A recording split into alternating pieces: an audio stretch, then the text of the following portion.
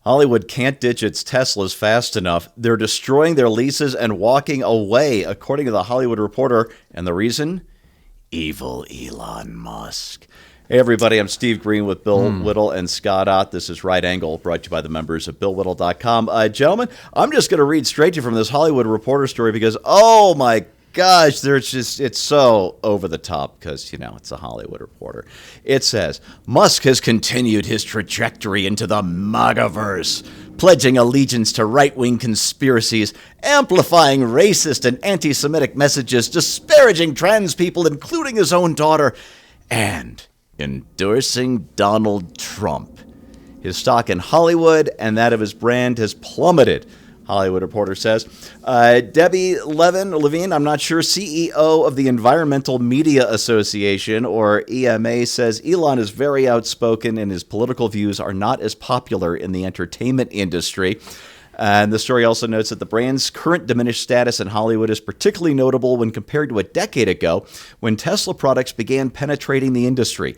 The Tesla became the it car in terms of electrification, Levin says. If you could spend $100,000 on a car, that was sort of the way to go to show that you care about the environment. Bill, aside from the questionable use of the word penetrating in a story about the things that they like in Hollywood, doesn't this show that the EV car revolution is more about moral showboating than it is about saving the planet? Yeah, it shows that they care more about their perception than they do about their beliefs. They absolutely believed, and still do believe, when they, at least at cocktail parties, that if we don't go electric, then the planet is going to die. That we must go electric, that the common people out there have to ride buses and trains or drive fully electric cars. Gavin Newsom says we will not be selling cars in this state after, 2035 or whatever, that run on gasoline. We're going to continue to shut down our power plants as we make sure we transition to an all-electric vehicle economy, but leave that little piece of Newsomness to the side. So, which is more important to the people who are our opinion makers in Hollywood? Saving the planet, or feeling that you don't like the tweets of a guy who makes the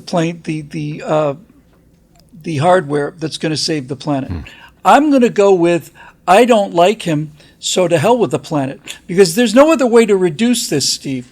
It's like, I used to like Elon and now I'm saving the planet. Now that I don't like Elon, the planet can go to hell and burn. That's basically what they're saying. There's no other way around it. They genuinely believe this green catastrophe of the dying Earth, and any trip out into you want to go whale watching off of the coast of Santa Barbara, let's say, as Natasha and I did a couple years ago. Boy, you want to talk about a dying planet. The water was just so completely clear of oil that I could see pretty much to the bottom, and we were pursued by a fleet of 700 or 800 dolphins, all of them in terminal stages of cancer, undoubtedly. You know what I mean? It's like they've created this world of false catastrophes that they can align themselves with the forces of goodness on in order to feel good about the fact that they make millions and millions of dollars. There's no greater disparity. There's no greater wage disparity anywhere in the world than there is on a movie set, where one individual person might be making $10 or $20 million, and the person standing behind them holding a cup of coffee in the Starbucks as an extra might be working for $75 a day. They're not unaware of this, and so they have to do a series of mental gymnastics in order to make themselves okay with their own stated philosophy, while they still want the things that every normal person wants for themselves. And so Elon Musk is the perfect example of just how deep these beliefs go.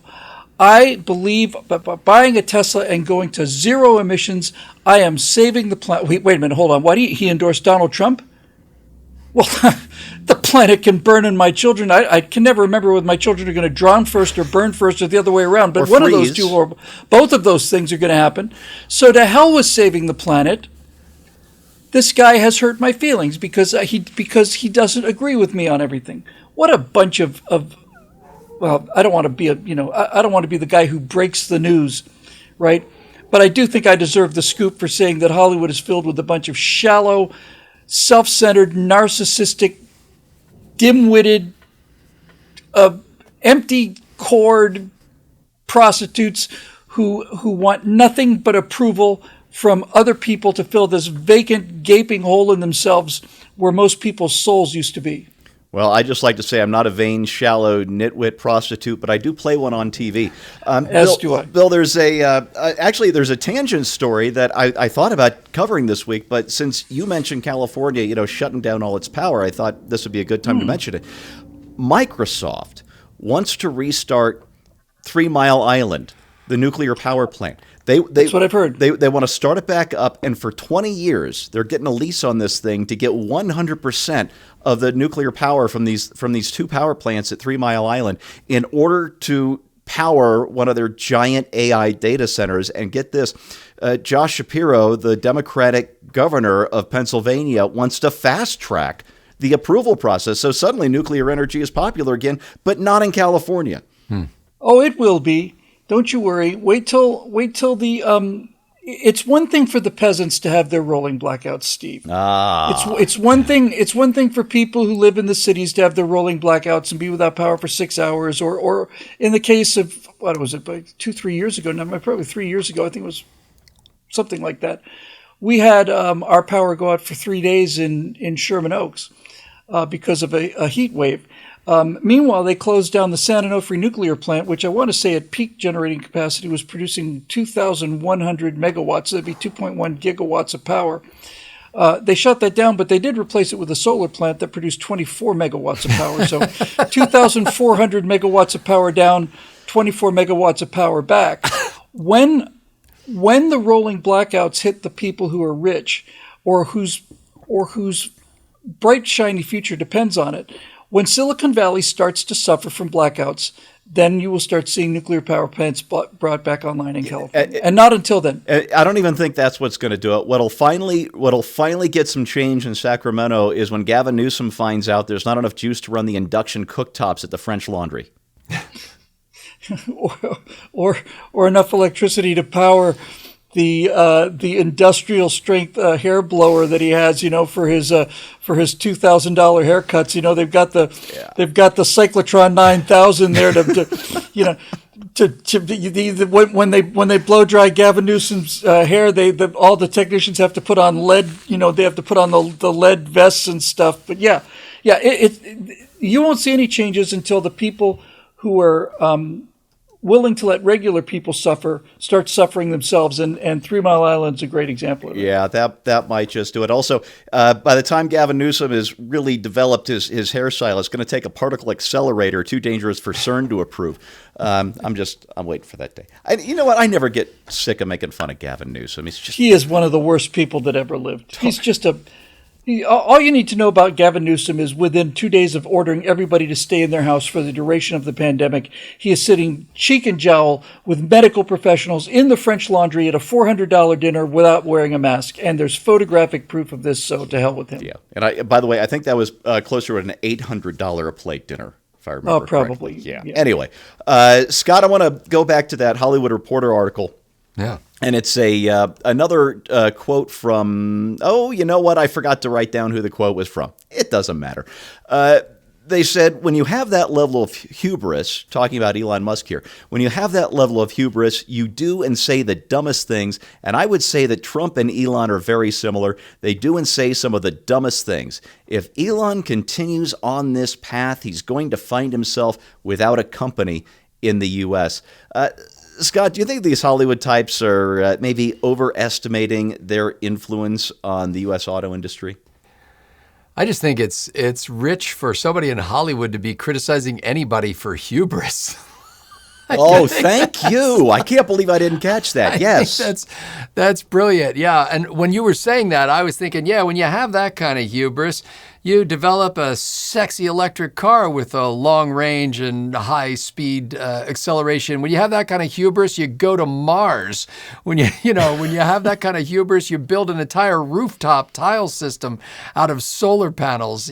Just all of the innovations that he's made because. And I agree. he's got some hubris, but he has also a mind that is able to assemble his hubristic dreams into some pretty stunning realities. I was also thinking when you were first describing this phenomenon of people walking away from their Tesla leases, I remember a number of years back when the country was going through an economic crisis that I read a story, I think in the Wall Street Journal, about people who owned boats no longer able to keep them, to maintain their docks and the cost of that and the maintenance and all that kind of stuff. And some of them were literally just setting their boats adrift.